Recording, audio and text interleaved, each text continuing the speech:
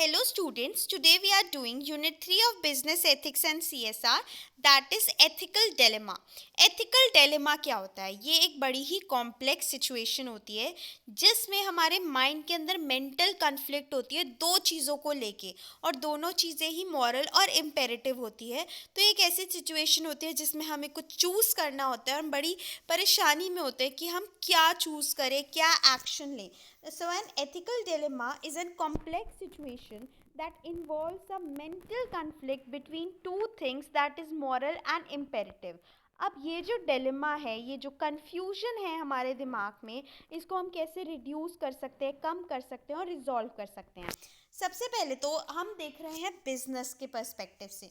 तो बिजनेस में डिलेमा ना हो इसके लिए हमें इस्टेब्लिश करने चाहिए code of conduct for employees की पूरी गाइडलाइंस बनानी चाहिए ताकि वो डिलेमा वाली सिचुएशन में ना आए। एम्प्लॉय हाई स्किल पीपल, हमें उन लोगों को स्किल करना चाहिए जो जिनके पास हाई स्किल हो, नॉलेजेबल हो, जो कि डिसीजंस ले पाएँ।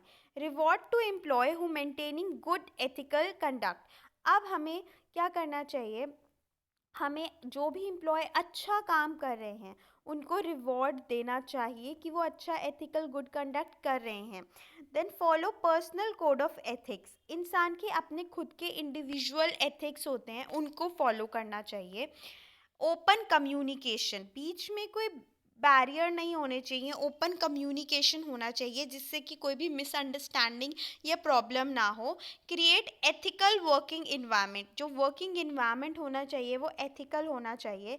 Try to avoid this situation, dilemma की सिचुएशन को अवॉइड करना चाहिए, पहले से हमें प्रिपेयर रहना चाहिए। देन कंसीडर कॉन्सिक्वेंसेज, जो भी हम काम कर रहे हैं हमें पहले से ही उसके कॉन्सिक्वेंसेज क्या आउटकम हो सकते हैं वो सोच के चलना चाहिए। Analyse the problem and find out alternative solution, अगर डिलेमा वाली सिचुएशन आ भी जाती है तो उस प्रॉब्लम को अच्छे से एनालाइज करना और कोई ऑल्टरनेटिव सोल्यूशन ढूंढना। सो ये सारे तरीके थे रिड्यूस एंड रिजॉल्व करने के लिए डिलेमास को। एथिकल डिलेमा का एक एग्जांपल देखते हैं, जैसे कि एकेडमिक चीटिंग। एक स्टूडेंट है जिसको पता है कि उसका फ्रेंड या दूसरा स्टूडेंट जो है वो एकेडमिक डिसऑनेस्टी कर रहा है क्योंकि वो एग्ज़ाम में चीटिंग कर रहा है। तो स्टूडेंट क्या है, फेस करता है प्रॉब्लम लॉयल्टी की, कि अपने फ्रेंड के साथ मैं लॉयल रहूं, या फिर ये गलत चीज़ हो रही है, मिसकंडक्ट हो रहा है तो इसको मैं ट्रुथफुली रिपोर्ट करूं। तो ये एक डिलेमा की सिचुएशन है कि अपने फ्रेंड के साथ लॉयल रहूं या ये चीज़ तो गलत ही है इसके बारे में रिपोर्ट करूं। दूसरा एग्जाम्पल ले सकते हैं हम विसल ब्लोइंग। जब एक एम्प्लॉय जो होता है वो अनकवर करता है, कोई इलीगल या कोई अनएथिकल प्रैक्टिस करता है ऑर्गेनाइजेशन के अंदर, तो एम्प्लॉय दूसरा एम्प्लॉय कर सकता है, या तो वो अपने ऑर्गेनाइजेशन की तरफ लॉयल रहे, कुछ ना बताए किसी को, या फिर वो क्या कर सकता है, ट्रुथ को एक्सपोज कर सकता है कि ये चीज़ें हमारे ऑर्गेनाइजेशन में गलत हो रही हैं। तो ये है विसल ब्लोइंग। बाकी एग्जांपल जैसे प्रमोशन ऑफ एम्प्लॉय, कि अगर कोई जैसे बॉस है तो वो उस डिलेमा में आ जाता है कि अगर मुझे एम्प्लॉय का प्रमोशन करना है तो मैं सीनियरिटी के बेसिस पे करूं या क्वालिफिकेशन के बेसिस पे। ट्रूथ वर्सेस लॉयल्टी जो हमने अभी देखा whistle blowing. Knowing a relative who is your colleague is doing insider training, अगर आपको पता है कि आपका कोई फ्रेंड है, रिलेटिव है, जो आपका कलीग भी है, वो कोई इनसाइडर ट्रेडिंग कर रहा है तो आपको उसका साथ देना चाहिए या आपको रिपोर्ट करना चाहिए। तो ये सारे जो हैं ये एग्जाम्पल्स हैं डिलेमा के, एथिकल डिलेमा के। Now ethical decision making. Ethical decision making मतलब क्या होता है, ये एक प्रोसेस होता है जिसमें कि हम बहुत सारे ऑल्टरनेटिव्स को इवैल्यूएट करते हैं और उनमें से एक अच्छा ऑप्शन चूज़ करते हैं, अच्छा एथिकल प्रिंसिपल्स के अकॉर्डिंग। तो डिसीजन लेने में बहुत ज़रूरी है कि जितने भी अनएथिकल ऑप्शंस हैं हम उनको पहले ही समझें और एलिमिनेट कर दें और जो बेस्ट एथिकल ऑल्टरनेटिव है उसको चूज़ करें। एथिकल डिसीजन मेकिंग जो है वो हेल्प करता है इंसान की डिफ़िकल्ट चॉइसेस करने में, जब भी कोई एथिकल डिलेमा वाली सिचुएशन आती है और कोई क्लियर और राइट या रॉन्ग आंसर नहीं होता, तो एथिकल डिसीजन मेकिंग हेल्प करती है। अब प्रोसेस क्या है एथिकल डिसीजन मेकिंग का, सबसे पहले है गैदर द फैक्ट। आपको क्वेश्चन पूछने चाहिए, क्या, कब, कैसे, कहाँ, क्यों, इससे क्या होगा, आपको जितने भी क्वेश्चंस हैं उससे रिलेटेड आप इंफॉर्मेशन कलेक्ट करोगे। Then define the ethical issues, जो भी सर्कमस्टांस है जिसपे मॉरल कॉन्फ्लिक्ट हो रही है उसको आपको डिफाइन करना होगा। A circumstance in which a moral conflict arise in the work place. उसके बाद आइडेंटिफाई द इफेक्टिव पार्टीज, तो चीज़ों को और अच्छे से देखने के लिए कि कौन कौन इफेक्ट हुआ है उस सिचुएशन में, हमें सारी पार्टीज को आइडेंटिफाई करना होगा। Try to see things through the eyes of those individual affected, हमें उन लोगों की नज़रों से देखनी होंगी चीज़ें जो सिचुएशन में अफेक्ट हुए हैं। आइडेंटिफाई द कॉन्सिक्वेंसेस, हमें देखना होगा कि जो भी चीज़ हुई है उससे क्या पॉजिटिव या नेगेटिव कॉन्सिक्वेंसेस होंगे। Identify relevant principle rights and justice issue, consider your character and integrity, हमें कंसीडर करना होगा कि हमारी रेलिवेंट कम्युनिटी मेंबर्स क्या करते हैं ऐसी सिचुएशन में होते, हमें एक सही डिसीजन लेना होगा। Then think creatively out about potential action, अगर आप दो सॉल्यूशन के साथ आए हो ए एंड बी, तो आप और सोचने की कोशिश करो और ब्रेनस्टॉर्म करो और सी सॉल्यूशन के साथ आओ जो कि सारी ही पार्टीज़ को, प्राइमरी पार्टीज़ को शायद उनके इंटरेस्ट में हो और उनको सेटिस्फाई करे। Decide on your course of action and prepare responses to those who may oppose your position, तो अगर आपको कोई अपोज भी कर रहा है तो उसके लिए पहले से आपके पास रिस्पॉन्स रेडी होना चाहिए। कंसीडर करो पोटेंशियल एक्शन क्या हो सकते हैं कॉन्सिक्वेंसेस के, एंड कैसे आप प्रोटेक्ट कर सकते हो राइट्स उन लोगों का जो इन्वॉल्व हुए हैं, और मैक्सिमाइज कर सकते हो ओवरऑल गुड सभी स्टेक होल्डर्स का। How will you respond to those, और कैसे आप उन लोगों को रिस्पॉन्ड करोगे जो कि आपके व्यू पॉइंट्स को अपोज करते हैं। तो ये सारी चीज़ें होती हैं किसके अंदर, process of ethical decision making में, पूरे प्रोसेस में। अब हम देखते हैं कुछ चीज़ें जिससे कि डिसीजन लेने में मदद मिलती है। सबसे पहले है the ethical navigation wheel. So ethical navigation wheel जो है वो यूज़ किया जाता है ओवरकम करने के लिए एथिकल डिलेमास को, एंड ये प्रिपेयर किया था दो नॉर्वेजियन स्कॉलर्स ने जिसका नाम है कॉलियस एंड ओवरजेनगेट। उन्होंने प्रिपेयर किया था एक 6 स्टेप एथिकल नेविगेशन व्हील, एक व्हील बनाई थी जिसके अंदर 6 स्टेप हैं जिससे कि एथिकल डिलेमा को ओवरकम किया जा सकता है। ये जो 6 स्टेप्स हैं इनको हमें यूनिवर्सल सॉल्यूशन लेके नहीं स्टार्ट करना है, एंड इसके अंदर ये मतलब जो यूनिवर्सल सिस्टम होते हैं जिसमें पहले क्वेश्चंस पूछे जाते हैं लीगल एस्पेक्ट से, फिर उसके बाद एथिकल आते हैं, ये ऐसा नहीं है। ये डिपेंड करता है सब्जेक्ट पे कि जो भी डिलेमा में इंसान है उसके ऊपर डिपेंड करता है ये, वो जो पर्सन है वो नेविगेट कर सकता है कोई भी सेक्शन में। इस व्हील में 6 सेक्शन है तो वो किसी पे भी जा सकता है और किसी को भी प्रायोरिटाइज और वेटेज कर सकता है अपनी सिचुएशन के हिसाब से। So prioritization and weightage to each of the aspect of the navigation wheel is a matter of individual choice, ये इंडिविजुअल टू इंडिविजुअल डिफर करता है। हर एक एलिमेंट जो है, ये 6 नेविगेशन जो इसमें 6 एलिमेंट्स हैं नेविगेशन व्हील के, ये अब हम समझते हैं। ये है पूरा navigation wheel, law, identity, morality, reputation, economic, ethics. सबसे पहले लॉ, जो सब पहला स्टेप है ओवरकम करने का किसी भी एथिकल डिलेमा का, वो ये इंश्योर करना है कि जो भी आप डिसीजन ले रहे हो वो कंट्री के लॉ के हिसाब से है या नहीं है। अगर एक मैनेजर फेस करता है कोई एथिकल डिलेमा तो उसको सबसे पहले एक क्वेश्चन पूछना चाहिए कि जो भी मैं एक्शन ले रहा हूँ क्या वो लीगली एक्सेप्टेबल है। उसको ये ध्यान रखना होगा कि उसके एक्शंस जो हैं वो लॉज जो हैं उस कंट्री के, उस लैंड के, उसको वायलेट ना करें। दैट आइडेंटिटी, अलग अलग प्रोफेशंस जो होते हैं वो आइडेंटिफाई होते हैं, अलग अलग उनकी वैल्यूज़ होती है। जैसे कि प्रोफेशनल्स जो फाइनेंस के होते हैं उनसे एक्सपेक्ट किया जाता है कि वो ऑब्जेक्टिव और ट्रांसपेरेंट हो। हेल्थ प्रोफेशनल से एक्सपेक्ट किया जाता है कि वो एथिक्स ऑफ केयर को फॉलो करें। इस ऐसे ही हर एक प्रोफेशंस के अपने एक एथिक्स होते हैं, आइडेंटिटी होती है। इसीलिए मैनेजर्स को डिसीजन मेकिंग को करते हुए अपनी वैल्यूज़, अपनी इंडस्ट्री की वैल्यूज़ को ध्यान रखना चाहिए। देन मोरालिटी, एक मैनेजर फेस कर रहा है अगर डिलेमा, उसको क्वेश्चन करना होगा कि जो मेरा डिसीजन मेकिंग है क्या ये मोरालिटी के हिसाब से है। मोरालिटी का मतलब कि बेसिक अंडरस्टैंडिंग, क्या सही है क्या गलत है। इवन दो अलग अलग इंडिविजुअल की अलग अलग तरह की सोशलाइजेशन होती है, जैसे कि एक इंडियन सेंस ऑफ मोरालिटी होती है, चाइनीज सेंस ऑफ मोरालिटी होती है, अमेरिकन सेंस ऑफ मोरालिटी है, सब अलग अलग होती है।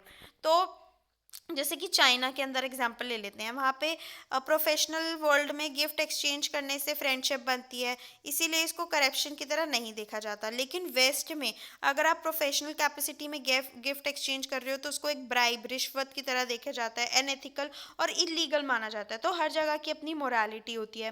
Then reputation. तो रेपुटेशन, किसी भी कंपनी को, किसी भी फर्म को, एंटरप्राइज को अपनी रेपुटेशन बिल्ड करने में बहुत टाइम लगता है, लेकिन रेपुटेशन ख़राब होने में कुछ मिनट लगते हैं, वो तभी डिस्ट्रॉय हो जाती है। तो फर्म्स बड़ी कॉन्शियस रहती हैं अपनी इमेज को लेके पब्लिक डोमेन में। आज के टाइम पे जहाँ पे न्यूज़ इतनी फास्ट ट्रैवल होती है सोशल मीडिया के थ्रू, तो मैनेजर्स बड़े केयरफुल रहते हैं और उन्हें रहना भी चाहिए अपने डिसीजन मेकिंग के इम्पैक्ट को लेकर।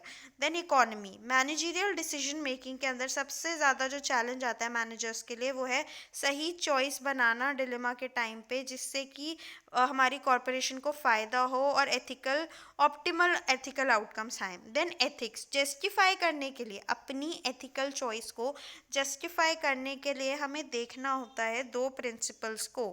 सबसे पहले प्रिंसिपल ऑफ इक्वालिटी और principle of publicity. Principle of equality state करता है कि सिमिलर केसेस जो हैं उनको सिमिलर तरीके से आप ट्रीट करो, इक्वली ट्रीट करो। अगर दो सिचुएशन आ रही हैं तो अगर आप एक को एक तरीके से पैटर्न से फेस डील कर रहे हो, अगर सेकंड भी वैसी है तो आप वैसे ही डील करोगे।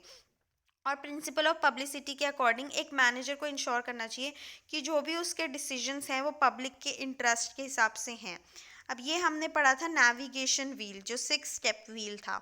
इसके बाद नेक्स्ट है लेन पेन मॉरल कंपास। तो हार्वर्ड यूनिवर्सिटी के लेन पेन ऑफर करते हैं एक 4 पार्ट मॉरल कंपास, 4 पार्ट का है ये, जिसमें कि गाइड किया जाता है मैनेजरियल डिसीजन मेकिंग को।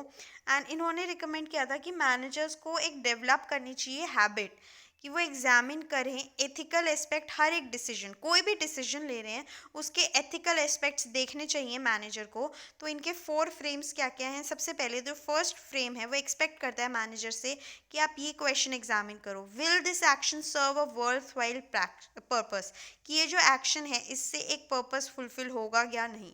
बेसिक आइडिया जो है इस क्वेश्चन के पीछे वो है कि मैनेजर्स एनालाइज करें रिजल्ट को in short and long term consequences, की जो भी आप डिसीजन ले रहे हो उसका long term and short term consequence क्या हो सकता है। सेकेंड फ्रेम जो है उसमें क्वेश्चन पूछा जाता है is this action consistent with relevant principle. इसमें मैनेजर को स्कैन करना होता है एग्जीक्यूटिव एक्शन जो भी कर रहे हो, कंपेयर करा जाता है उसे एथिकल कॉन्सेप्ट्स और प्रिंसिपल्स के साथ, कि जो भी आप कर रहे हो वो एथिकल प्रिंसिपल और कॉन्सेप्ट्स के हिसाब से सही है या नहीं है। ये प्रिंसिपल्स के अंदर नॉर्म्स आ जाते हैं of good governance, social, legal obligation, firm की कोड ऑफ कंडक्ट, सारी चीज़ें। तो सेकंड में क्या है, हम देखते हैं कि जो भी हम कर रहे हैं, जो भी एक्शन ले रहे हैं वो रेलिवेंट प्रिंसिपल्स के अकॉर्डिंग है या नहीं है।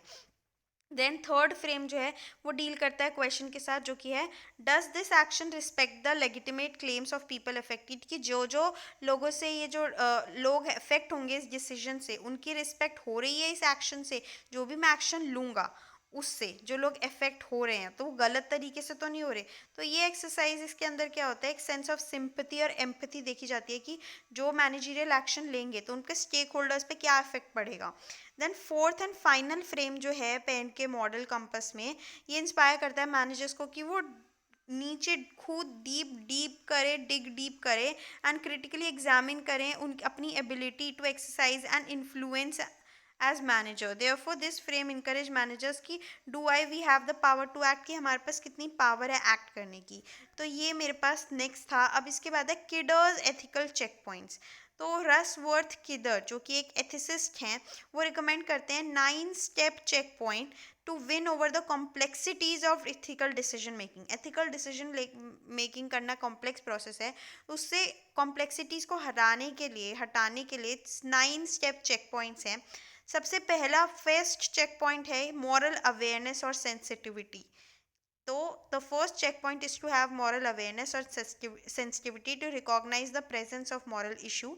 सेकेंड चेक पॉइंट है डिटरमाइन करना कि जो कंसर्न सब्जेक्ट है वो बेयर कर पाएगा responsibility and needs to take a desirable action.